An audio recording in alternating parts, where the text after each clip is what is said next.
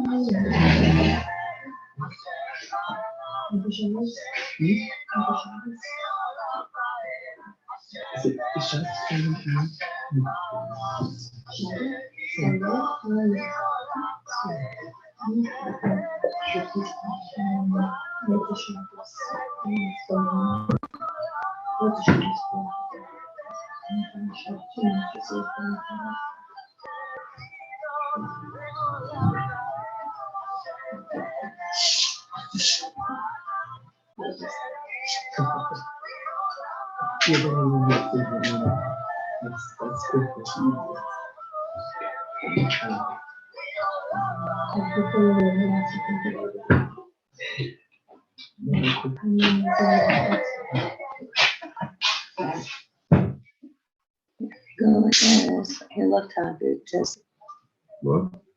here. And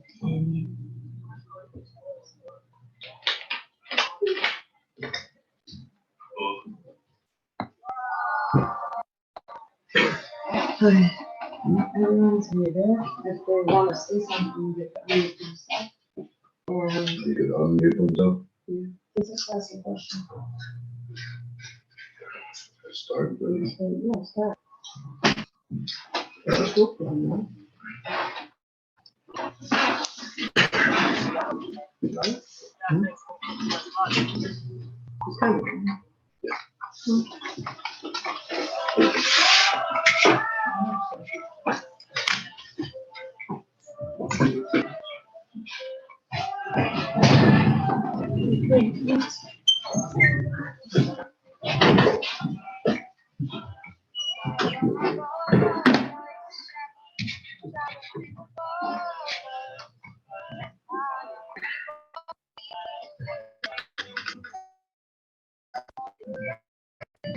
Remember, this is fine, the way it's set up? Or it's not the music? Yeah.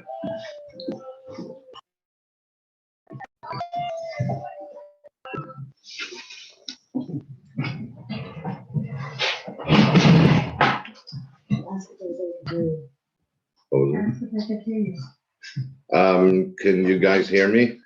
Well, if you can. Well, I don't see your pictures, so most people don't have their, They can comment. They can comment. most people don't have their cameras on, but you can comment. Just so that we make sure we can move forward. Is it not?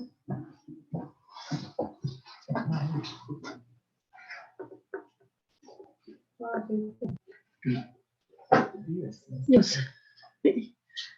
You're such a funny. I'm just.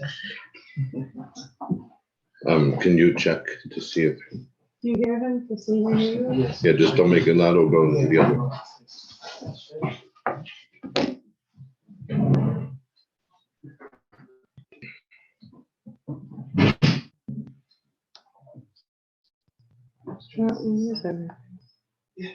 Yeah, you can hear me? Okay. Yeah.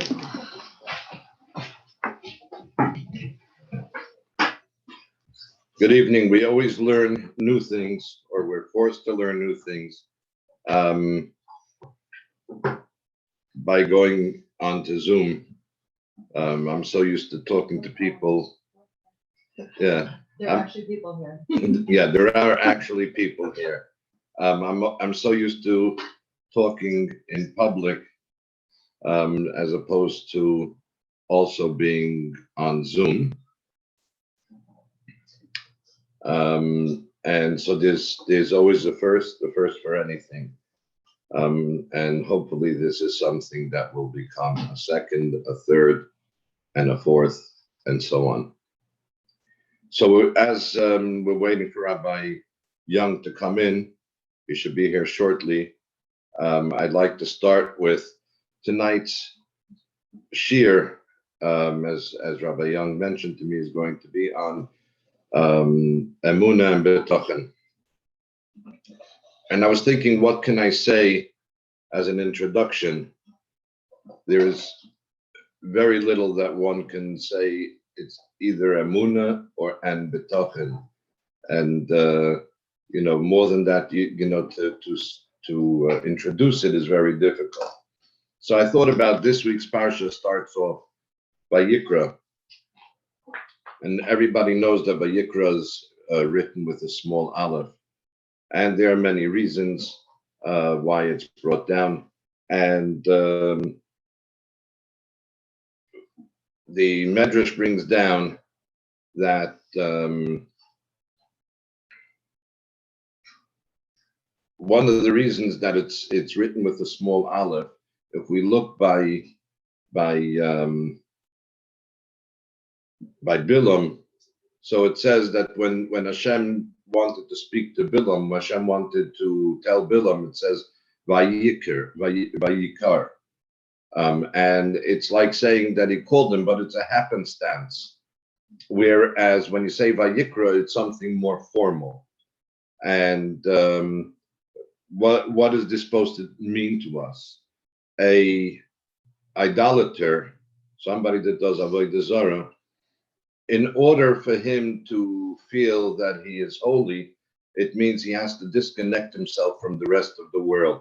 For instance, a monk, they go into hibernation, if you want to say, and it's either you're somebody who's involved in the physical world or you're somebody who's spiritual. In order to be that spiritual person, you have to totally disconnect yourself from anything physical. When a person, an idolater, is in during the day, he's connected to both physical and spiritual. And therefore, if somebody is too much connected to the spiritual, if somebody's connected too much on the physical level, then it's very difficult to reach them on a spiritual level. So why was it that Hashem came to Bilam at night, Avimelech also, was because that is a time when people disconnect, when you're more relaxed, when you're getting ready to lie down. So you're disconnecting yourself to a certain extent from the physical world, and therefore it's much easier for somebody spiritual to come in and into that void and to make some type of impression. By Moshe Rabbeinu, on the opposite, Lahavdil. So by Moshe Rabbeinu thought that, okay, by Bilam it says Vayikar and Vayikar, and you have the same thing by Avimelech. So Moshe Rabbeinu said, you know what, why should I be more than them? Why should it be Vayikra? Moshe Rabbeinu is an honor, and he wanted it more to be on the quiet side, the Vayikra part of Hashem calling him. He wanted it to be more on the quiet side, not so pronounced. And Hashem said to him, no, because I am talking to you directly, and you are a physical person in a spiritual world, and you are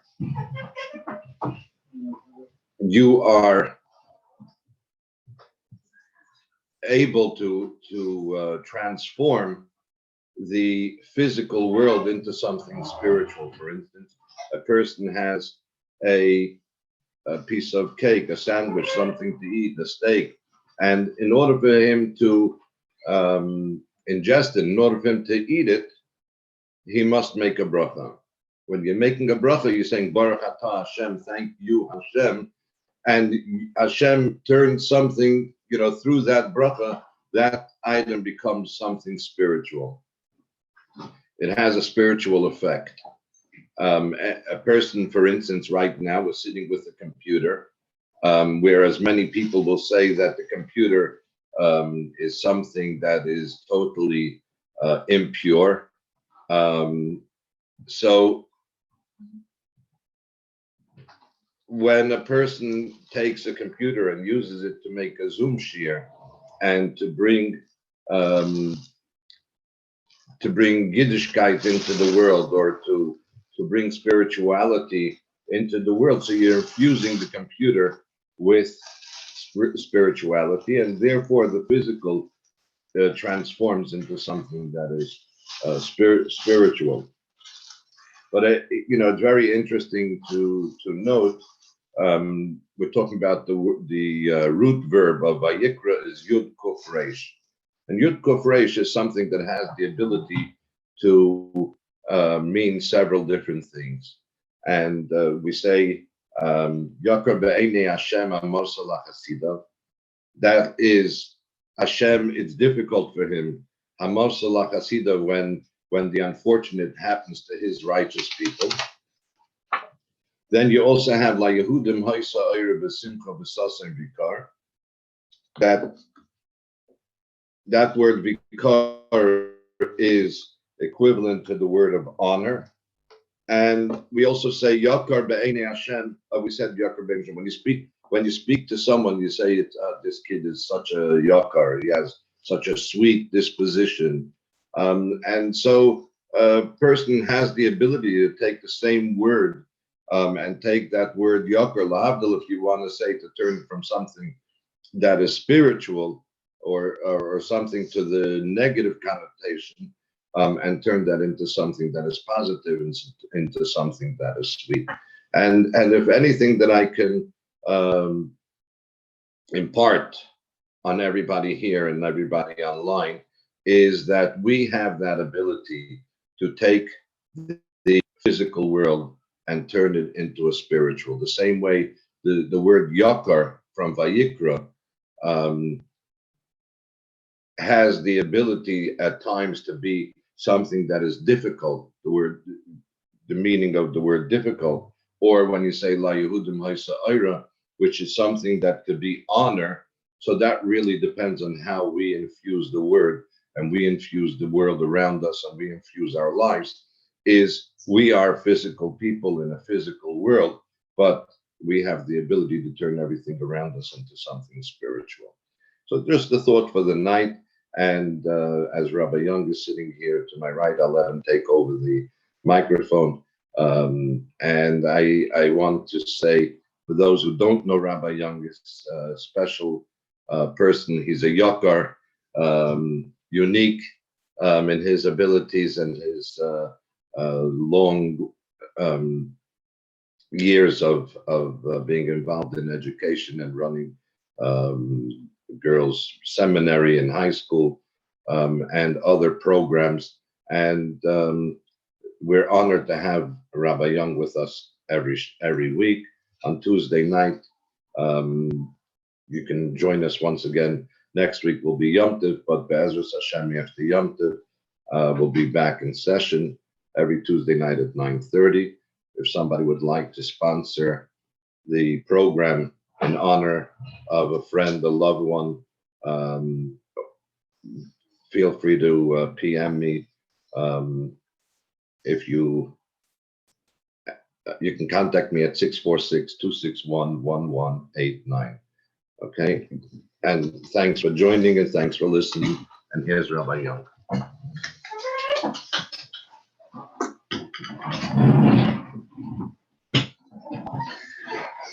Okay, so good evening, everybody. Welcome. And so to those who are here, to those who are listening online, we were talking about bringing up the all-important topic of Emunah, the very foundation of who we are, belief in Hashem, belief in the Torah, belief in ourselves. And together with that goes the midah of bituchen. To make it simple, Emunah is belief and bituchen is trust. It's not quite the same thing.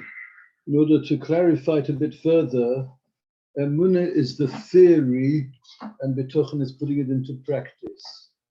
Therefore, you could not be a Baal bituchen or claim to have the midah, the quality, the asset of bituchen, unless you have the midah, the asset of Emunah. Yeah, makes sense?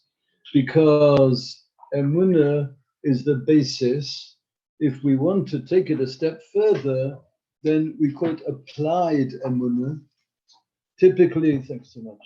Typically, somebody who believes that his livelihood comes from Hashem, comes from above, but when he's tempted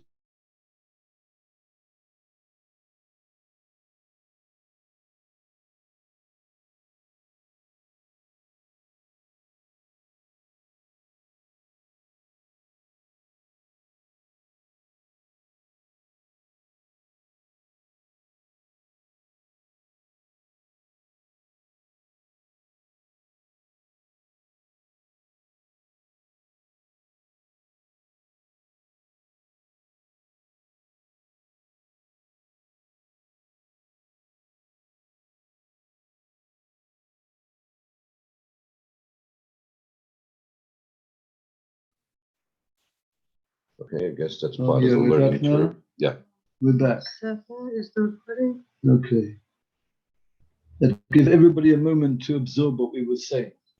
So what we were saying was Emunah is the theory and Bitochen is the practice.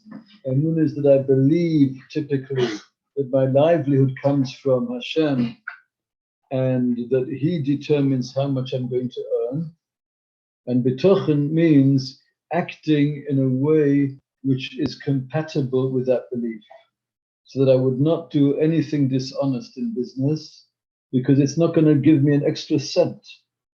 I'm not going to work to the last minute before Shabbos, and obviously not on Shabbos itself or on Yom Tov, because how is it possible to entertain the idea that it's going to improve my livelihood? It's illogical. If we have emunah. If somebody is dishonest in business, then we have to suspect that their emunah is very shaky. But then again, as the Ramban puts it, that anybody who has bitochen surely has emunah. Somebody who has emunah does not have to follow that they have bitochen. Although, as we said just now, if somebody deals dishonestly in business, it implies that there's something missing in their emunah. It doesn't mean that he's an out-and-out non-believer. It's just that he hasn't allowed the emunah to penetrate his inner self and the way he lives his life, the way he conducts his affairs, right? Hope we're making sense. Now, the two things that have to be blended together are called bitochen and hishtadlus. Bitochen is to trust in Hashem, and hishtadlus is to make an effort. Because is it okay for me to say, I'm not feeling good, but I'm not going to the doctor, Hashem will heal me? Is that right? No. Is it right to say, if Hashem wants me to have a parnasa, He wants me to have a living, then I can sit here at home and do absolutely nothing, it'll come some way. Is that right? No. If Hashem wants my children to do well and to settle down, have a good education, get married when the time comes, I guess it's going to happen. Answer is no, that's not the system. The system is a system which creates a bit of an nisayon, a test for us. What is the system? On the one hand, we have to know that Hashem orchestrates everything. The first of the Animam, if I can borrow the Siddur, maybe I can use the Siddur there, thank you very much, to quote it for you, to make it absolutely clear. That was very helpful to have the Siddur on the table. So now I've got the page of Animam into this article, Siddur, page 178. So I believe with complete faith that the Creator, that Haboiri is Baruch Shemoy, Haboiri Ubanit. He is the Creator, and He is also the guide, the Chol HaBrim of all He created, and Hulevada, He alone, also the Oise V'Yasa L'Chol HaMaaseh. He does everything. It's very hard for us to say this and to hear it, but it includes the tragedy in Meron. It includes everything which happens. Do we understand? No. Will we understand one day? Maybe. But certainly we're down here, so our view of things is limited. But the fact that Hashem Yisborach orchestrates all that happens still remains a fact. So again, if I was told, do nothing, make no effort, do no hishtadlus, in a sense it would be easier. Then it's crystal clear that Hashem is doing it all. If I was told, you do it, it's up to you. If you go out there and you work, or you set up a business, or you go collecting money, then it's you, right? So then there's no nisoyan either. So I just need to try harder still, and surely one way or another I'll make it. Yeah. So it's a blend of the two, and that is the nisoyan. So in London, I used to run a business. When nobody's listening, I'll tell you what business it was. In classic cars, or spares and literature for classic cars. You like the idea?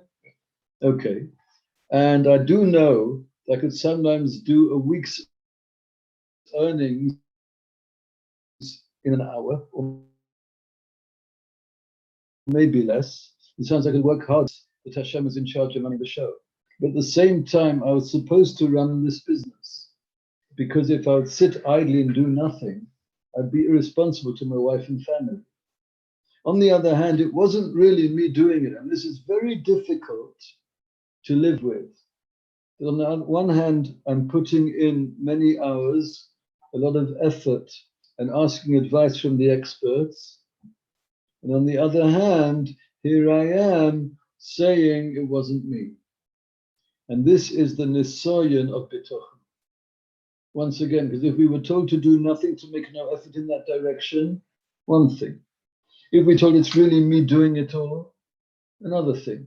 If I'm told it's both, that you're obliged to make the effort, and yet to know that it's Hashem doing it, that is not so easy. Now, I didn't bring it with, but there's a letter from the present Baba Rebbe's grandfather about the question of parnosa, telling people it's necessary to go out there and do your share and to create a keli, as it were, that parnosa should come your way. But at the end of the letter, I remember 3 words. Aval hadaga, it's actually 5 words. Mi hitilach. That you should be worried, said that no. Because Hashem is the provider.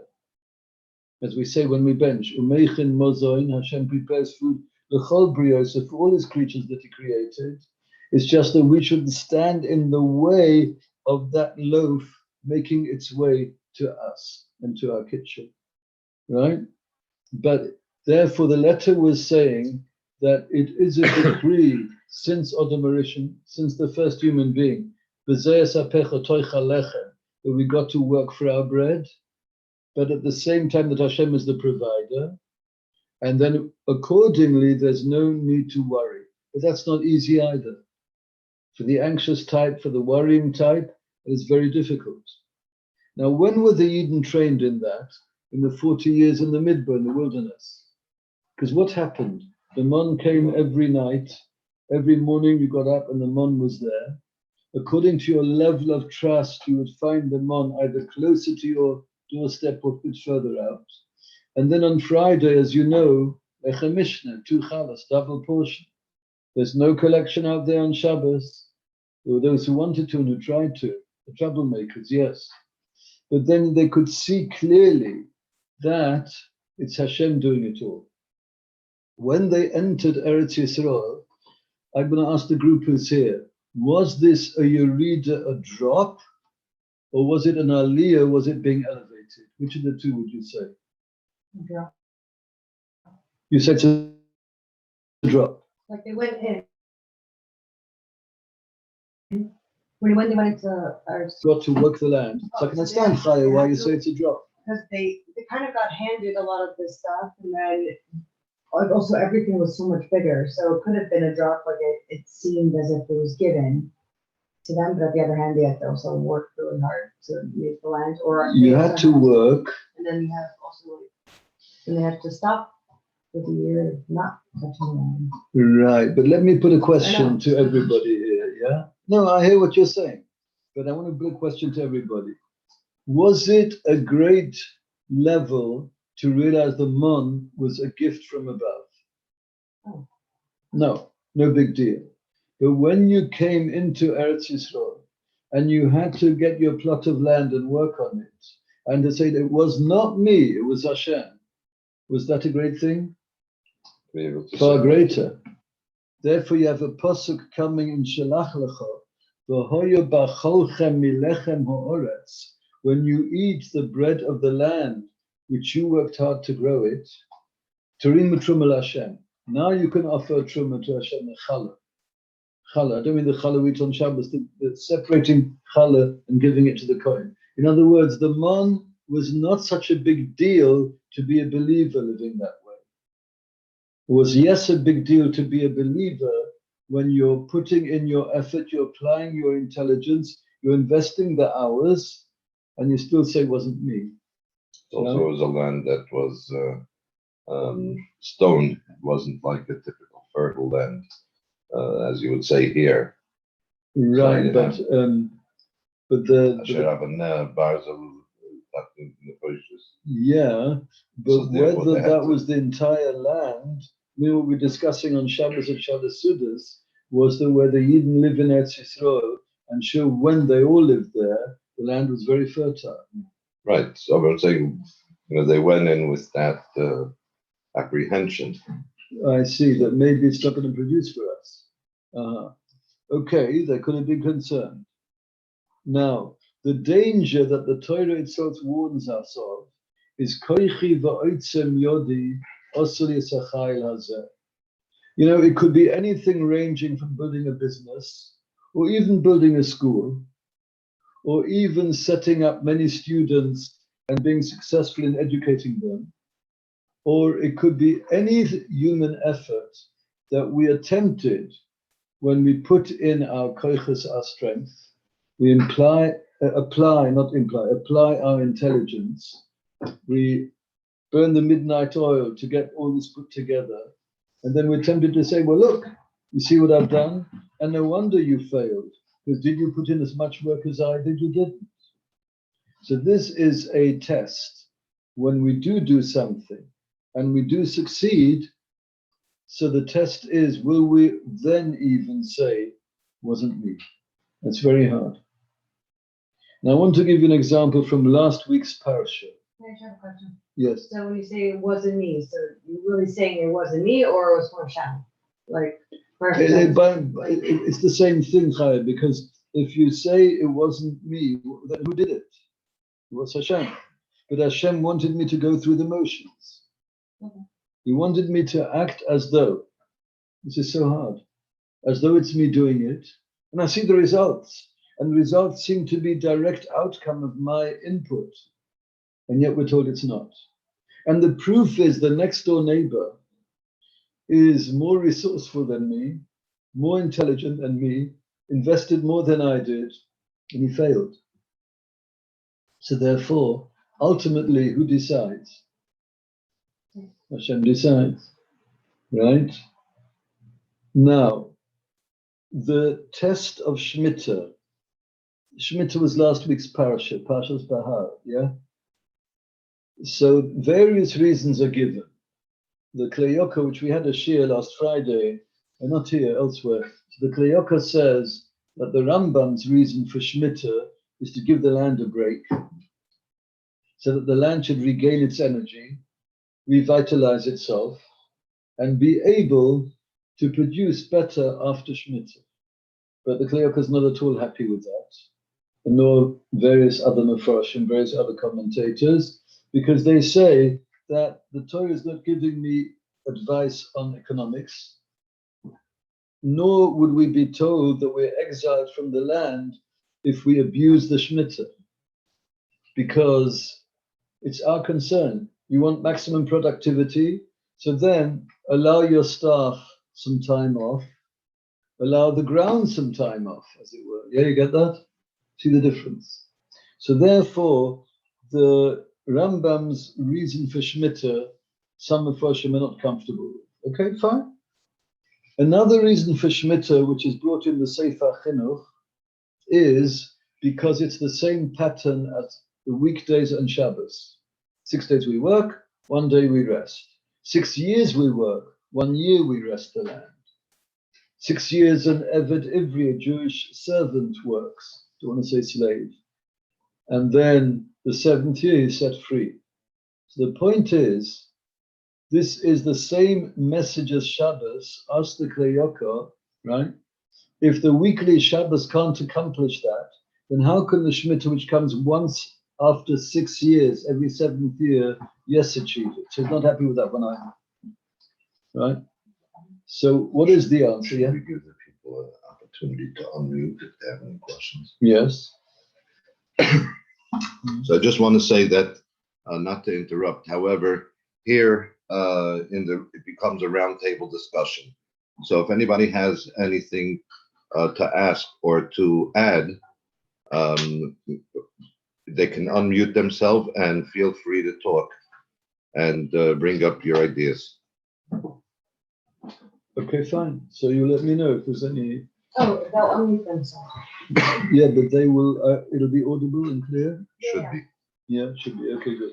Right, but in the meantime, let's continue. So what he wants to say is a different idea entirely. The idea we started with. Hashem gave us the land. Hashem gave us the land. It's interesting the wording there. Asher ani nosein. It's a land which I'm going to forever be giving to you. It's not as if I gave it to you once. Let me quote the exact wording. Here it is. When you come to the land, Asher nosein lochem, which I'm giving to you. And the Sfas Emes says a brilliant idea here. Every 7 years, Hashem renews our lease on Eretz Yisrael. You got Eretz Yisrael for 6 years, right? Okay, fine. In the 7th year, let's see what you do. If you say the land isn't really mine, and therefore I surrender it, and I will not act as the owner, and I will not drive away people who help themselves to my crop and my fruit, because I know the land really belongs to Hashem, then you have renewed your lease, and you're welcome to stay another 6 years. A bit like the pattern with 6 days we work, on the 7th we say, no, I'm not the boss. And therefore, says the Sfas Emes, that the land is constantly being given to us again and again. Ashani Noisen. Apparently, I was told the last Shemitah was the highest number of Shemitah observers on record. Isn't that amazing? Good news, huh? We hear enough news which isn't so good, unfortunately. There's a bit of good news. So the reason why we keep Shemitah is, it's a statement.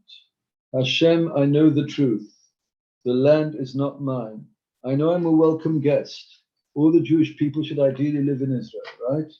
But at the same time, there is a condition. And the condition is the understanding that that land does not really belong to me. And that's why it says, the land you cannot sell forever, kili ha'oretz, because the land really belongs to Hashem. And by keeping Shemitah, even if we live outside of Eretz Yisrael, which you can do what we did, like many others, to buy a tiny plot in the land during Shemitah, and then it's not being worked, and then you're surrendering the ownership, as it were. So you can live here in Monsey, New York, you'll be keeping Shemitah when Shemitah comes. Or, much more so, a farmer who lives on the land, literally lives there, and despite the financial jeopardy and the financial risk, he's not working the land. He's not planting, he's not sowing, he's not reaping as usual. He can take what grows by itself, but everybody else is also entitled to take. As we said, he can't drive anybody away.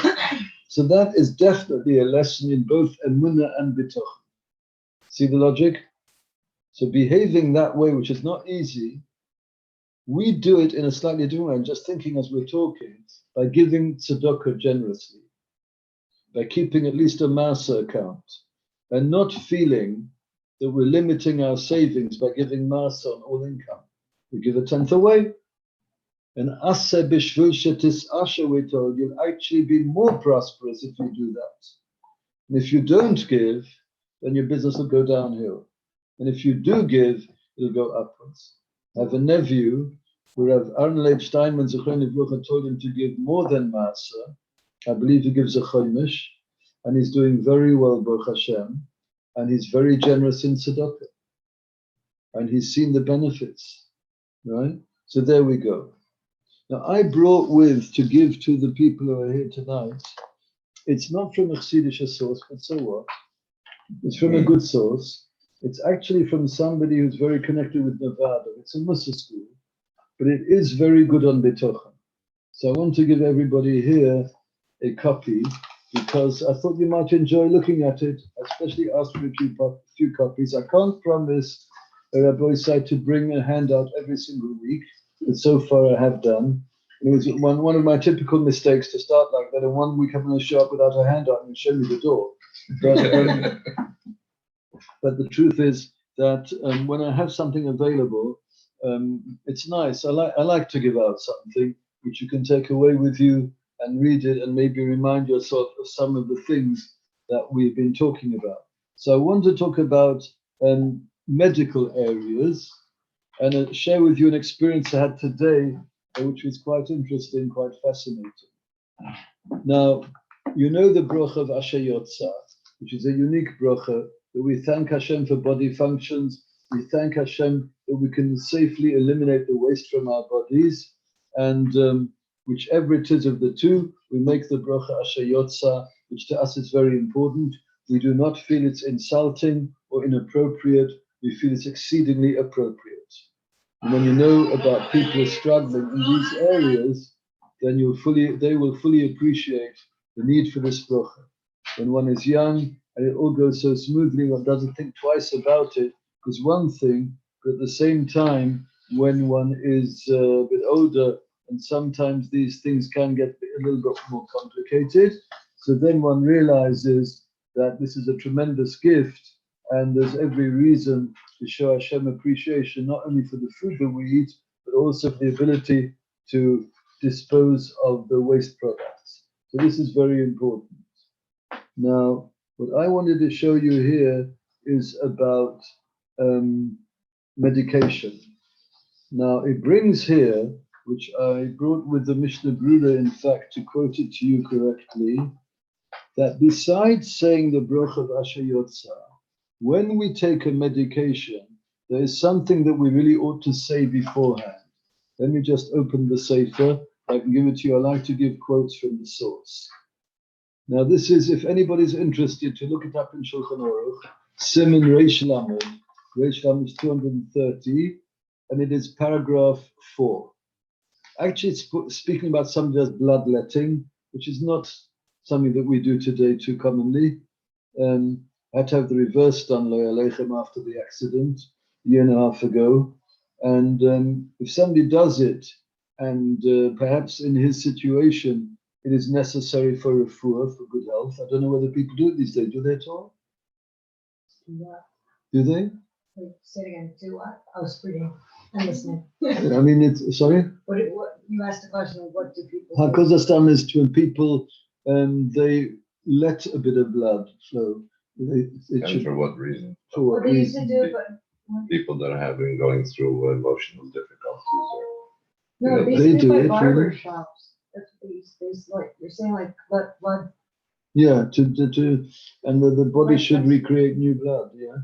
Anyway, he should say, "Yerotzim u'fanecha, Hashem Elokai, I ask you, Hashem, it should be your will, she'esek zeh li l'refuah, that this that I'm doing now should be an effective refuah for me to cure me, kiroi chinam ota, because you are the kind God who gives a refuah without a charge." Right? Not many practitioners in the health field will work for nothing. Hashem does do it for nothing, right? Now, but the Mishnah Berurah brings on this, anything done for refuah. He should say this, and not just think that this is a refuah, but he should realize that it is through Hashem that he will get his refuah. Again, he's investing his effort, he's buying the medication, he's doing what the doctor recommended, he's going to the gym and doing some exercise or whatever it is he needs to do. And then he should say the tefillah, and this way he will have bitochen. Al yedei tefillah zu yusem bitchoyne boy, yivakesh mimenu, and he'll say, Hashem, I know it's not a given. There's no guarantee it's going to work just the way I want. So what I'm doing is the combination that we started off this evening. And what is the combination? That we have to invest appropriately. We have to go by the experts. I remember when there was a case needing some kind of refuah, I said, okay, if all the experts are saying the same thing or they agree on us on a given point, then we'll take it seriously. If it's just one individual, not so bothered. But ultimately, as we say at the end of that bracha, Baruch Atah Hashem, Roifei Kol Basar Mafli La'asos, it's you who heal. And this is difficult because this person went to the gym and he felt invigorated and he felt refreshed. And 2 days later he went again because he felt he needed it and he felt the same way. I'm doing it, aren't I? The answer is you're putting effort in, you're doing the right thing, and yet it's Hashem. Yet it's Hashem doing it. And this is the nisoyon of bitochen. And that's why I thought I'd hand out to the people who are here at least the little booklet, because you will be able to see here that idea. He says here, I once met a frum doctor who was about tshuva.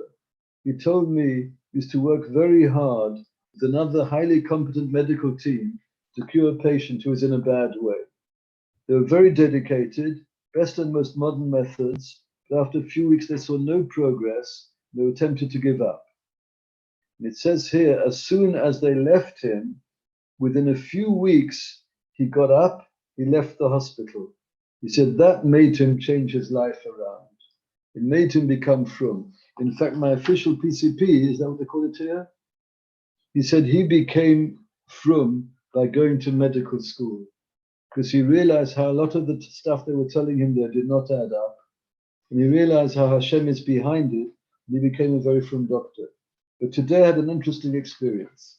I went to somebody who's more for alternative medicine, because personally, I have a soft spot for that approach.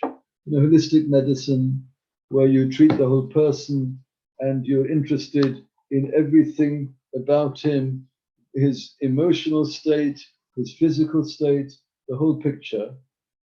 And he told me, I never knew this, that he used to have a connection with the Tosha Rebbe.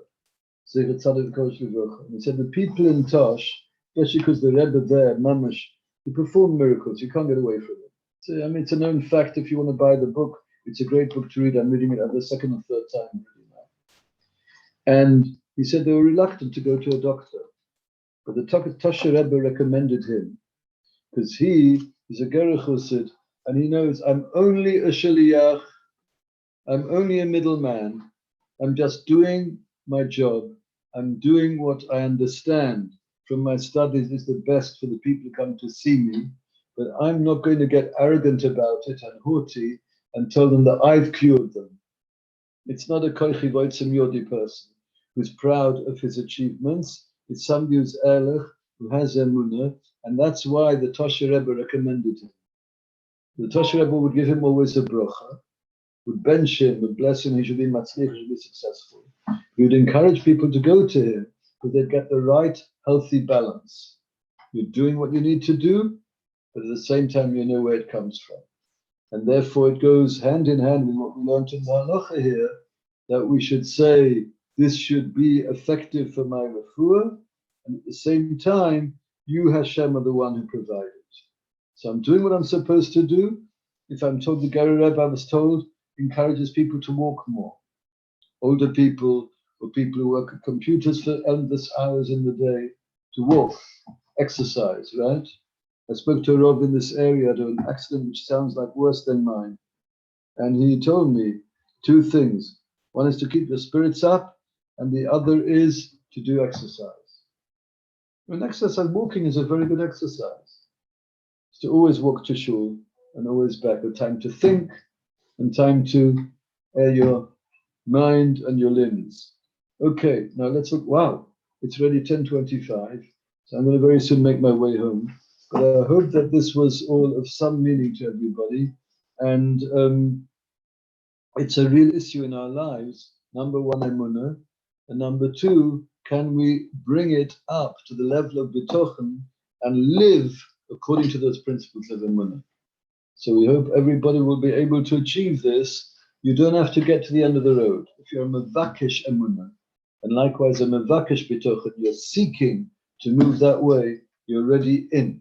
You're already counted as on board. Okay? Everybody was so quiet tonight. Yeah, anybody have any questions, please unmute yourself. Rabbi Young will still be here for a couple of minutes. If anybody has questions. It was so unintelligible, that's what I always say, that nobody has anything to ask. Okay. It's long past my bedtime anyway. So. I actually wanted to show you. Oh, yeah, that picture. You were talking about the Oh, farm. wow. Oh, now, today. Yes. Oh, wow, yeah. A rocket fell right there. And very likely he'll get as good a crop in Shmutzer. I believe that Ashton, there was some losses. I know that there were some things happened, but I wasn't paying attention. In the beginning, no. The first day, no. The first thing, no, but I think that in the last 24 hours there was some. This was very, very helpful. And to look up Pashas Bahar. Thank all of you for listening. I'm sure that you enjoyed it. If you have any comments, please send me a message at 646-261-1189. I'd like to thank Rabbi Young for joining us this week and every week when he comes, either announced or unannounced. Sei gesund, have a good night. Tell me something. You've closed it now?